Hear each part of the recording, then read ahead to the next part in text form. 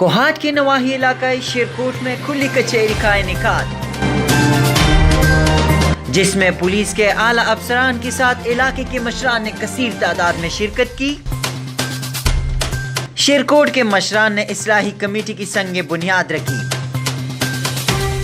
जिसका मकसद गांव में अमन व आमान को बहाल रखना, गांव को मुंशियात जैसी लानत से पाक करना है।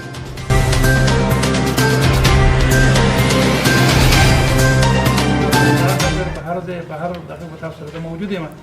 او ان شاء الله دا تاسو چې کوم سټپ واغسته مونږ ټول عمر پولی کچېری کې او تاسو دا خبره نه ده په دا نن چې کوم سټپ تاسو اخلئ نو په دې سټپ باندې ډېر زیات خوشاله یم. لکه مطلب چې تاسو مونږ سره دومره مدد کوئ چې یاره ان شاء الله د منشیاتو خلاف مونږ دغسې که فرض کړه څوک غلط سړی زموږ علاقې د هغې مونږ تاسو سره دغه کوو.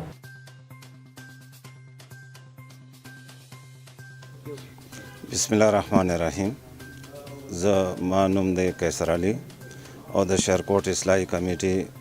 ایز ا سربراہ بحیثیت سربراہ مو دا کمیټي د لپاره دا جوړه کا چې یاره مو د کلی د لپاره امن او امان او خلوص سره په دې باندې دغه اتفاق او اتحاد سره د مو وکړو. اوس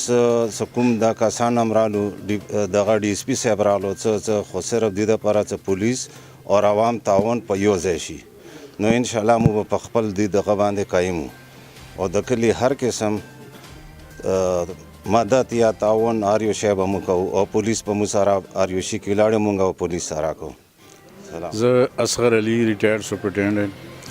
موجوده د اصلاحي کمیټي شیرکوټ صدر د خپل کلی مشرانو او د ځوانانو د نورو عہدیدارانو په اعتماد سره مطلب دی کمیٹی آغاز مو وکړو او صرف اور صرف د فلاح و بهبود د کلی د پاره او سره آنډ غوانډ د پاره صدی کې منشیات والا راغلو یا نور د کریمینل کسان وی یا نور د انټي پاکستانی وی څوی هغه مطلب مو ملک قوم یا علاقې ته نقصان رسوي دا غوب مو مطلب پورا مطلب بند تړو اور هغه د شینه مو باندې کوو. کدی کې مو به سختی رسی که نرمی رسی که ګرمي رسی هر شي ته مو ملیا تړلې دی او دا بیړه مو سوچته کړې دی. ان شاء الله دا به یو حد ته مو رسو اور پرېږدو بنا څه کوم کې د انسانیت فلاح بهبود وي مو به هغه کار کوو. اول انسانیت دی نورې کیسې ورسته د مو شیرکوټ اصلاحي کمیټي نن جوړه شوله